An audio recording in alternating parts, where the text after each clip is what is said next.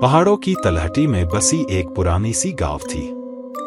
वहां का स्कूल किसी जमाने में नामी था, मगर अब सालों से बंद पड़ा हुआ था।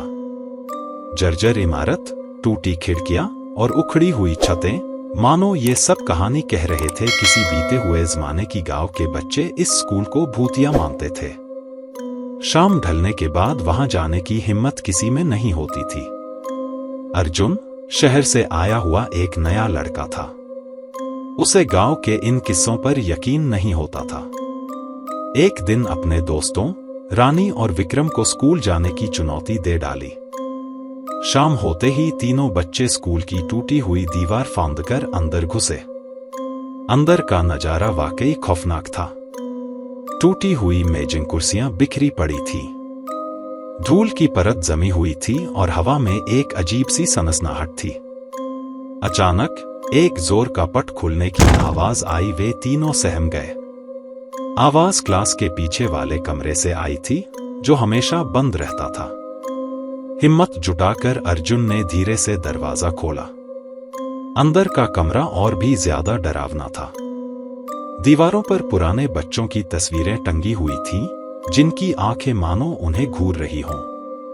कमरे के बीचों बीच एक धूल से ढकी हुई अलमारी रखी हुई थी। कुछ सोच विचार के बाद अर्जुन ने अलमारी का दरवाजा खोला। अंदर रखी हुई पुरानी किताबें धम्म से गिर गईं। उसी वक्त कमरे का तापमान अचानक गिर गया और एक ठंडी हवा उनके गले में सिहरन पैदा कर गई। अंधेरे के कोने से एक फीकी रोशनी निकली।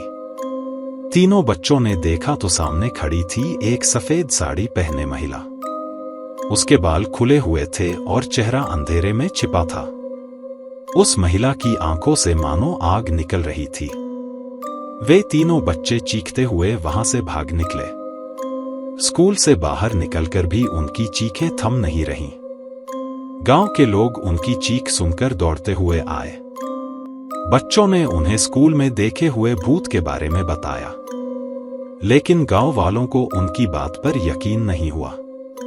अगले दिन सुबह स्कूल जाने पर उन्हें वह अलमारी खुली हुई मिली और उसके पास ही गिरी हुई एक पुरानी डायरी। उस डायरी में एक टीचर की लिखी हुई बातें थीं। डायरी में लिखा था कि कैसे उन्हें स्कूल के प्रिंसिपल ने बेरहमी से मारा था और अलमारी में बंद कर दिया था। पढ़ते ही उनके रोंगटे खड़े हो गए। शायद वही टीचर की आत्मा थी जो सालों से स्कूल में भटक रही थी।